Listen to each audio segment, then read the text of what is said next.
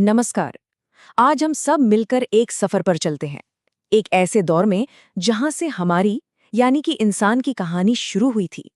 सोचिए, वो समय जब हमारे पुरखों ने पहली बार पत्थर को एक औजार की तरह इस्तेमाल किया और आप कह सकते हैं कि सभ्यता की पहली ईंट रखी।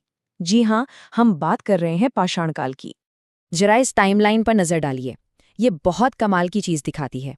अगर हम इंसान के पूरे इतिहास को मान लीजिए एक दिन यानी 24 घंटे का मान लें, तो पता है क्या?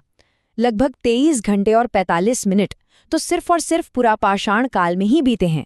मतलब इंसानियत का 99% से भी ज्यादा वक्त बस इसी एक दौर में गुजरा। इससे हमें ये अंदाजा लगता है कि हमारी जड़ें वाकई कितनी ज्यादा गहरी हैं। तो आज हम पाषाण काल की कहानी को 5 हिस्सों में समझने वाले हैं। एक एक करके हर युग की खासियत जानेंगे और हाँ, आखिर में उन खास बातों पर भी गौर करेंगे जो एग्जाम्स में अक्सर पूछी जाती हैं। तो फिर चलिए ये सफर शुरू करते हैं। तो सबसे पहले, ये पाषाण काल आखिर है क्या? देखिए, बहुत आसान भाषा में कहें तो ये वो जमाना था जब इंसान की सबसे बड़ी टेक्नोलॉजी थी पत्थर। जी हाँ, पत्थर। इसी पत्थर से बने औजारों के दम पर इंसान ने जीना सीखा और यही वो बुनियाद है जिस पर आज की दुनिया की बड़ी बड़ी इमारतें खड़ी हैं। चलिए अब कहानी के सबसे पहले और सबसे लंबे चैप्टर पर आते हैं, पूरा पाषाण काल। ये सिर्फ जीने का नहीं, बल्कि आप कह सकते हैं कि जिंदा रहने की एक जंग का दौर था। तरक्की बहुत बहुत ही धीमी थी, लेकिन उस दौर में इंसान का उठाया गया हर छोटा कदम असल में पूरी मानवता के लिए एक बहुत बड़ी छलांग साबित हुआ। तो उस दौर में जिंदगी थी कैसी, जरा कल्पना कीजिए। आप एक छोटे से कबीले का हिस्सा हैं, आज यहाँ तो कल कहीं और, बस खाने की तलाश में भटक रहे हैं। आपके औजार वो बस खुरदुरे से पत्थर हैं, और आपका घर कोई पक्का मकान नहीं, बस कोई गुफा या किसी पेड़ का साया।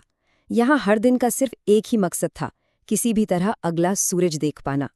और फिर अंधेरे में एक रोशनी हुई, इंसान ने आग पर काबू पा लिया। और ये कोई छोटी मोटी बात नहीं थी। देखिए, ये सिर्फ गर्मी या उजाला नहीं था, ये थी जंगली जानवरों से सुरक्षा। ये था पका हुआ खाना जो बीमारियों से बचाता था।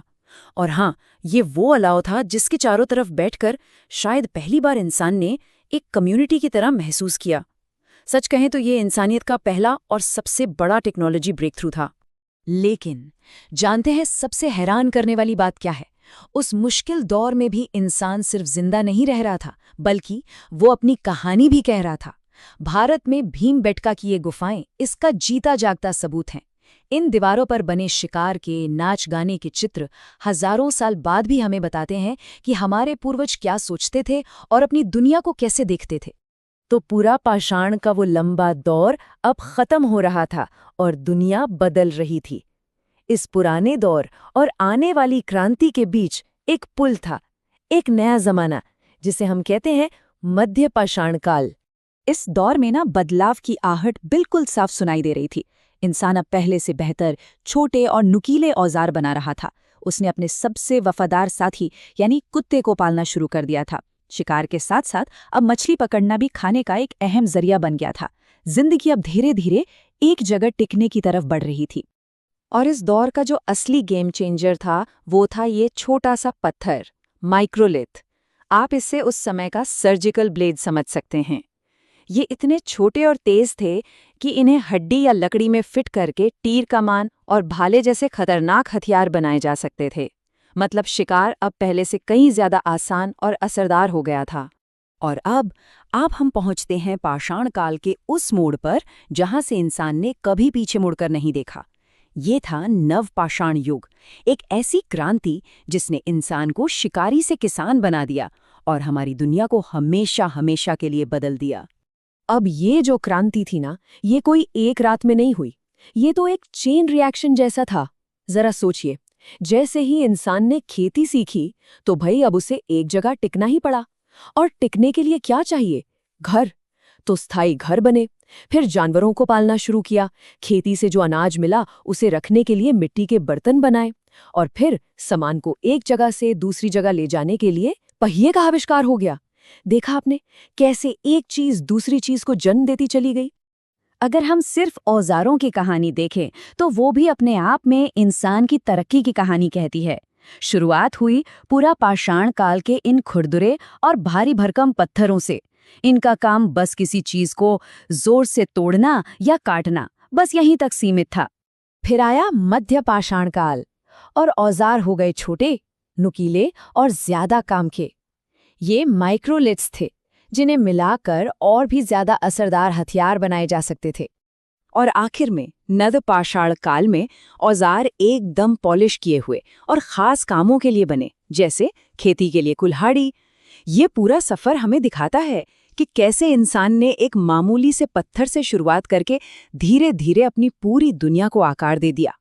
तो इस पूरी लंबी कहानी से वो कौन सी खास बातें हैं जो हमें हमेशा याद रखनी चाहिए, खासतौर पर एग्जाम के लिए? चलिए फटाफट उन्हें एक बार दोहरा लेते हैं। अगर हर युग की एक सबसे बड़ी देन को याद रखना हो तो बस ये टेबल देखिए। पुरा पाषाण ने हमें दी आग, मध्य पाषाण ने दिए छोटे और असरदार औजार यानी माइक्रोलिथ्स, और नव पाषाण ने तो क्रांति ही कर दी, खेती, पशुपालन और पहिए के साथ। बस ये 3 बातें याद रखना बहुत जरूरी हैं। और आखिर में ये 3 बातें तो बिल्कुल गांठ बांध लीजिए। पहली, भारत में नव पाषाण क्रांति की शुरुआत मेहरगढ़ से हुई। दूसरी, भीमबेटका की गुफाएं एक यूनेस्को वर्ल्ड हेरिटेज साइट हैं जो हमारी अनमोल धरोहर हैं। और तीसरी और सबसे बड़ी बात, खेती की शुरुआत ही वो घटना थी जिसने इंसान को हमेशा के लिए बदल दिया। तो अब मैं आपको एक सवाल के साथ छोड़कर जा रहा हूं। आखिर खेती को ही मानव इतिहास की सबसे बड़ी क्रांति क्यों कहा जाता है? जरा सोचिए, एक बीज बोने की इस छोटी सी क्रिया ने हमारे समाज, हमारी टेक्नोलॉजी और यहाँ तक कि हमारे सोचने के तरीके को आखिर कैसे बदल डाला? इसका जवाब ही शायद पाषाण काल का सबसे बड़ा सबक है।